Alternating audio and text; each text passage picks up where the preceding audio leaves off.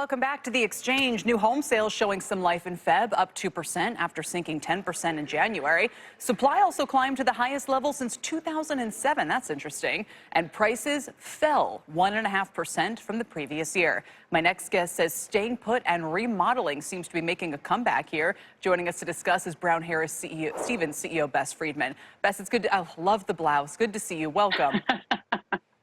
Thanks so much. So good to see you, Kelly. How are you? Listen, I keep hearing this refrain as well. A lot of people feel kind of frozen, stuck in place, like they can never leave their mortgage and so forth. So how is this shaking out so far for the spring selling season?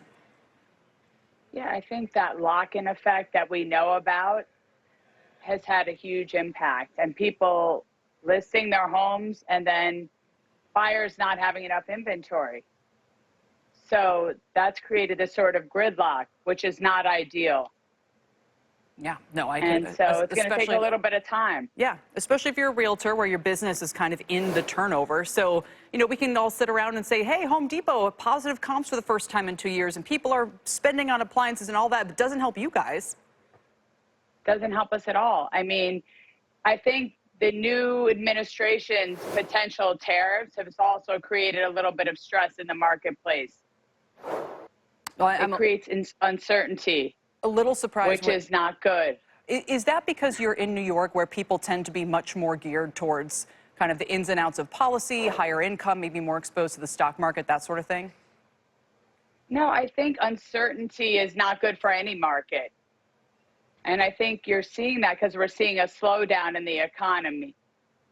And that's having its impact.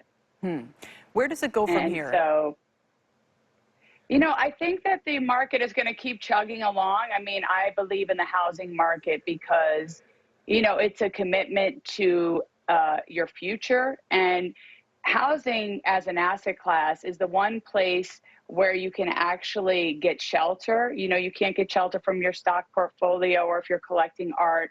So I think for people who want to commit to their futures, buying a home is a great place to do that. And so I think the housing market will continue, whether it's a bull market or a bear market. And, we had a really good January, as you said, but last year was not a good year. And so I think that this year will be better, maybe, but it's going to be, as Warren Buffett says, lumpy and bumpy. I don't think it's going to be smooth sailing.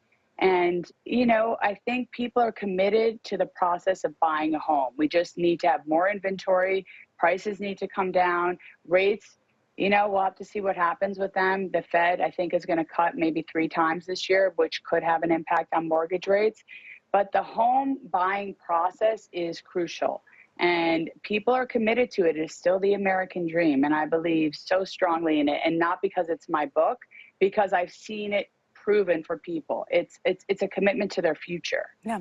I'm curious about the price point that you referenced. I mean, down 1.5% year on year. You could say maybe it's statistical noise, but do you think prices are going to dip a little bit further here in order to get activity going?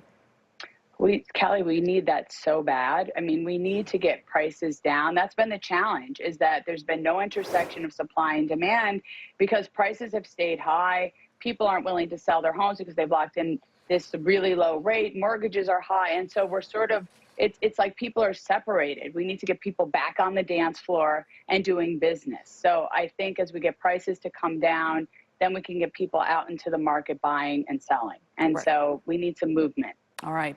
Bess, thanks so much for joining us today. It's good to see you. We'll check back in soon. You too, Kelly. Bess Thanks Freedman, so much. Brown Harris Stevens.